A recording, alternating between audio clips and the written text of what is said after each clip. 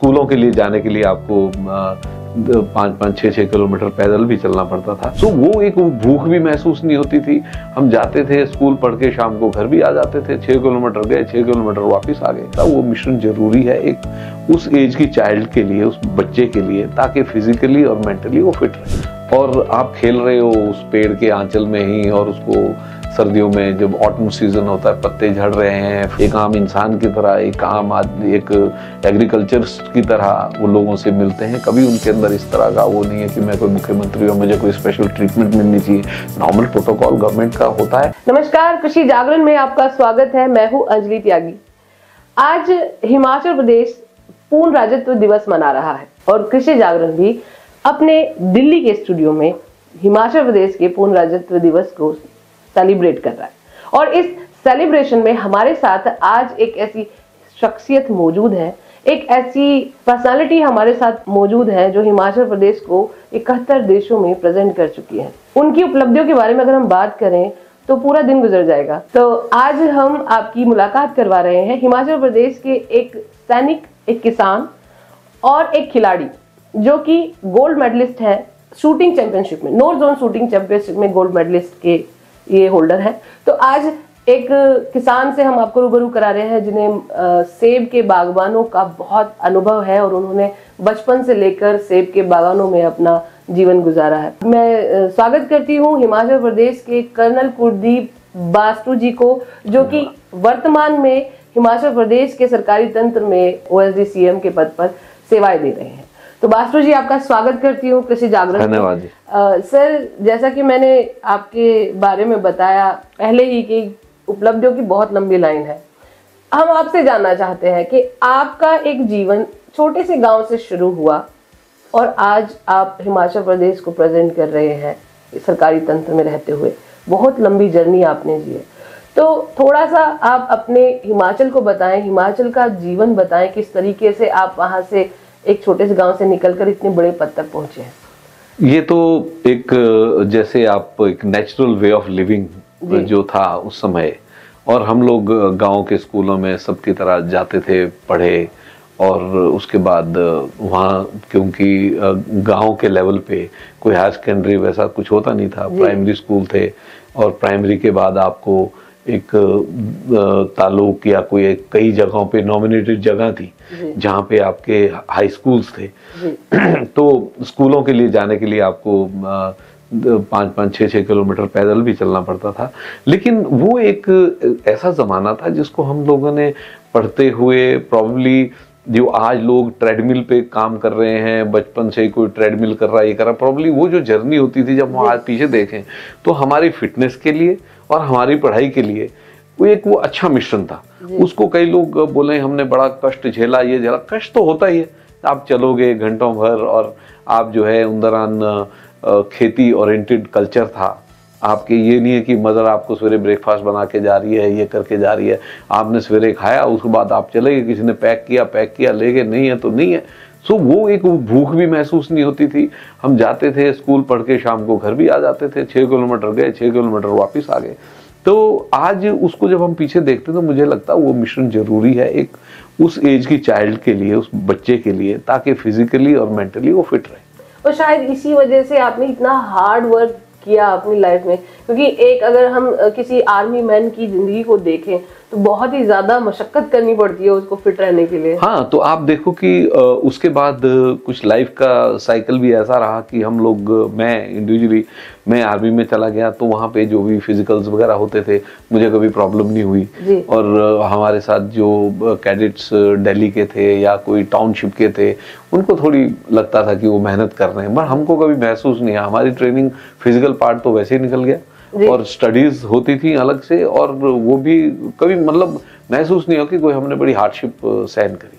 क्योंकि भौगोलिक दृष्टि से अगर देखे जाए तो हिमाचल काफी ट्राइब्स एरिया से जुड़ा हुआ है, काफी लोग उसमें मेहनत करते हैं, मेहनत का जीवन जीते हैं। तो किसान की जीवन भी आपने जिया है, थोड़ा उसके बारे में बताएं। हाँ, नहीं तो देखो कि आप, हमारा घर ही सेब के बगीचे के बीच में, तो सवेरे उठते ही पहला आपके सामने सेब का पौधा ही नजर आता था, और आप खेल रहे हो उस पेड़ के आंचल में ही, और उसको सर्दियों में जब ऑटम सीजन होता है, पत्ते झड़ रहे हैं, फिर पत्ते निकल रहे हैं, और उनके बीच में विंटर्स में उस पर क्या क्या काम हो रहा है, स्प्रेज हो रही हैं, आप फर्टिलाइजर डाल रहे हो, ये सारी चीज़ें हम भी करते थे, हम भी शामिल होते थे इन सब चीज़ों को करने में।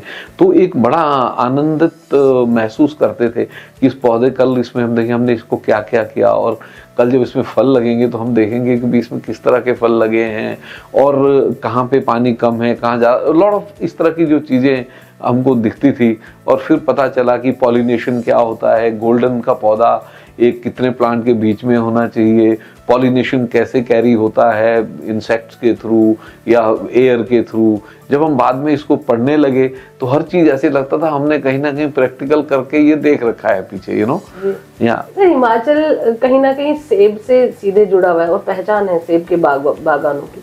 तो आप आज के वर्तमान समय में कहाँ देख पा रहे हैं इस व्यवसाय को, जो उस वक्त आप इनकम करते थे और वर्तमान में जो इनकम जनरेट होती है? तो किसानों के जीवन के लिए थोड़ा सा इस पर प्रकाश डालें कि कितना बदलाव है। बदलाव काफी है। और जो आज का जो किसान है, मैं देख रहा हूँ कि जो यंग लड़के जो farm I mean horticulture background से आ रहे हैं, और उन लोगों ने आज उस टाइम एक पौधा दूसरे पौधे के बीच कोई 24 फुट की दूरी होती थी जी। और आज 3 फुट की दूरी पे पौधा लग रहा है जी। और टेक्नोलॉजिकली, और जो ये फूड जीनोम वगैरह जो जेनेटिकली फूड बनाते हुए आए हैं, आपने देखा कि नारियल के पौधा पहले 50-50 फुट ऊपर नारियल लगते थे, आज नारियल के पौधे को वो 10 फुट पे ले आए हैं उसके साथ जेनेटिकली मॉडिफाई करके।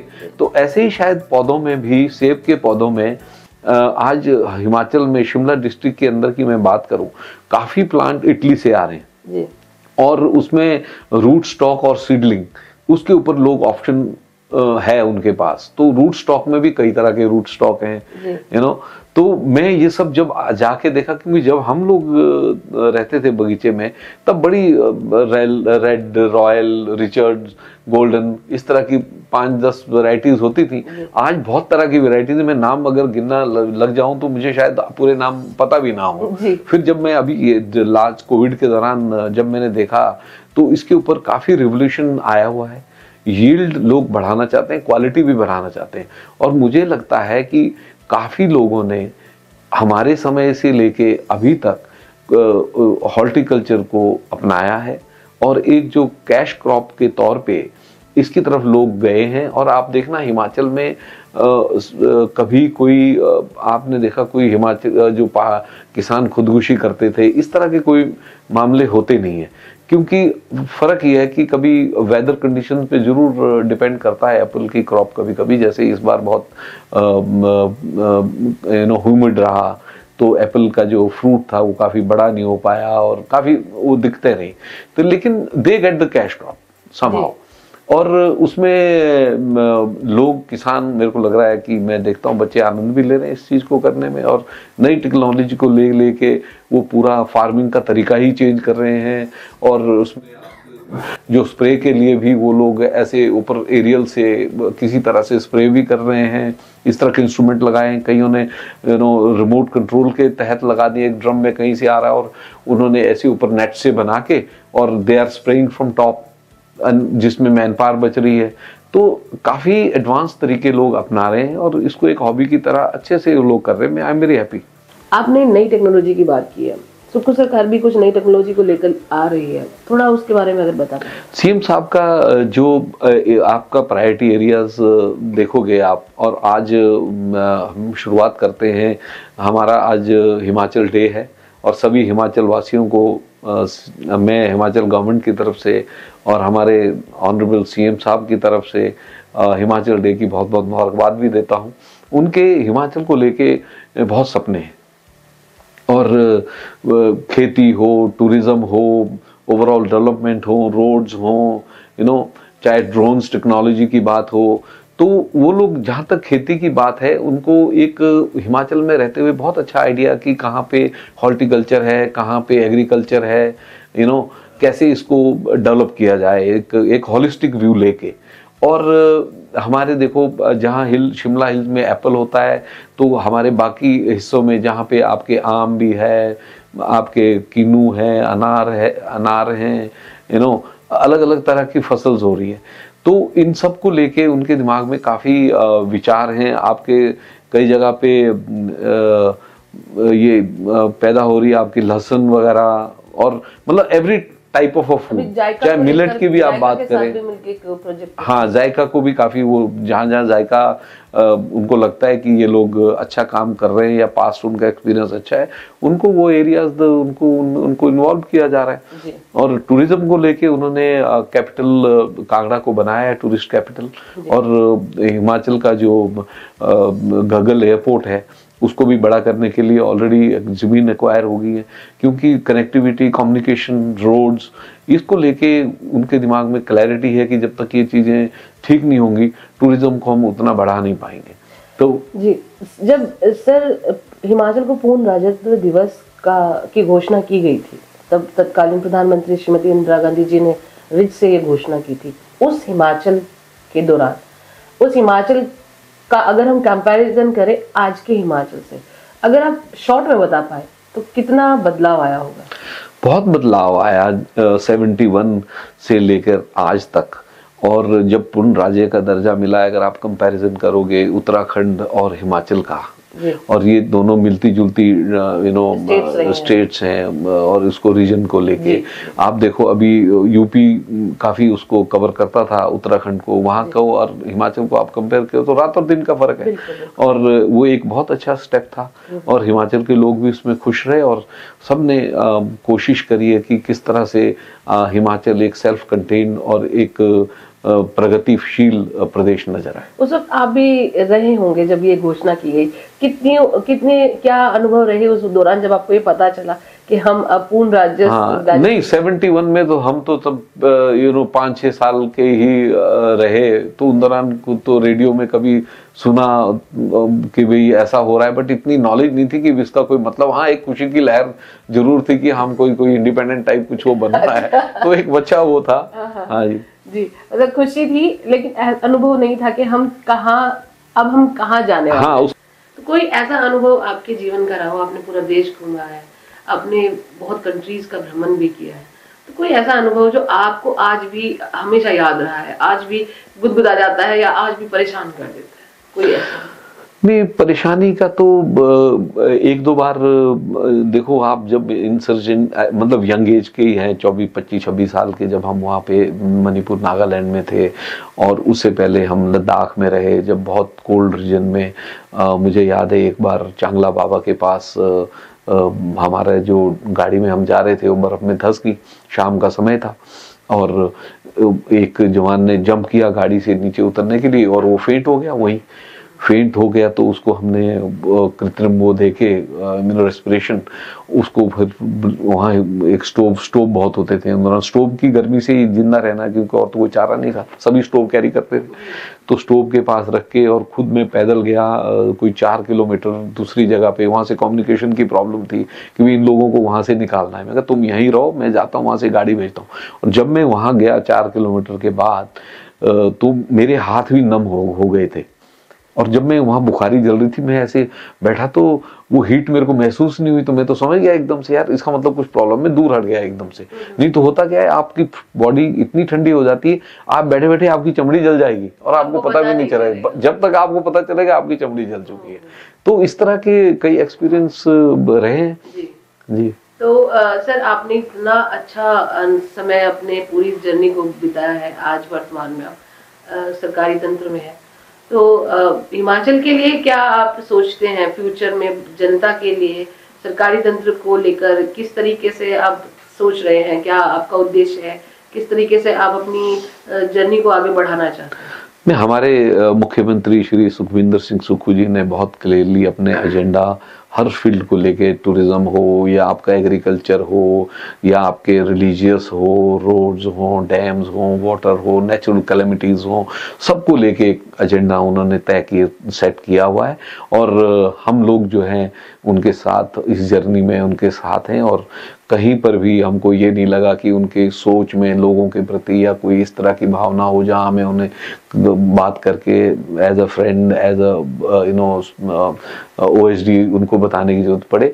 लेकिन he is a very wise person, उन्होंने बहुत ही सुलझे हुए इंसान, उन्होंने जो एजेंडा तय किया हुआ है आज की उसको लेके वो बहुत ही बढ़िया है। और हम उनके साथ और देश प्रदेशवासियों के साथ हैं। जब जब हमारी जरूरत पड़ेगी हम सरकार के तौर पे या इंडिविजुअल तौर पे हम मदद के लिए खड़े। लोगों तक पहुंच पूरी बरकरार बनाए रखनी है लगातार। वो तो है ही, देखो हाँ, क्योंकि आप एक इलेक्ट्रल उस पे आए हो प्लेटफॉर्म पे, जो सरकार हमारी है, और हमेशा हमारे ऑनरेबल सीएम की जो कनेक्टिविटी है लोगों को एक आम आदमी की तरह, एक आम इंसान की तरह, एक आम आदमी, एक एग्रीकल्चर की तरह वो लोगों से मिलते हैं। कभी उनके अंदर इस तरह का वो नहीं है कि मैं कोई मुख्यमंत्री हूँ, मुझे कोई स्पेशल ट्रीटमेंट मिलनी चाहिए।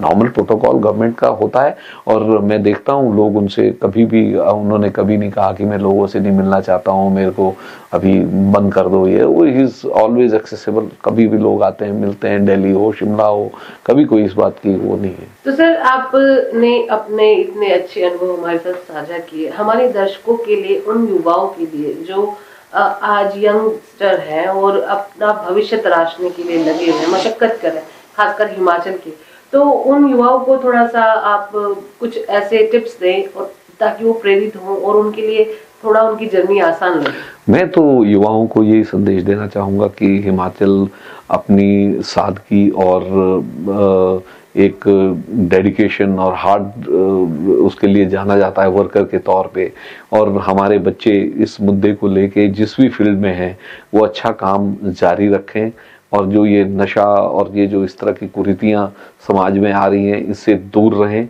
और हम, अगर आप सच्चाई से और पूरी डेडिकेशन के साथ अपना काम करते रहोगे, मंजिल जरूर आपको मिलेगी। तो एक छोटे से गांव से निकलकर कर्नल कुलदीप बास्तु जी ने न केवल अपने करियर को ऊंचाइयों तक पहुंचाया, बल्कि हिमाचल प्रदेश को भी विश्व स्तर पर प्रस्तुत किया, नेतृत्व किया।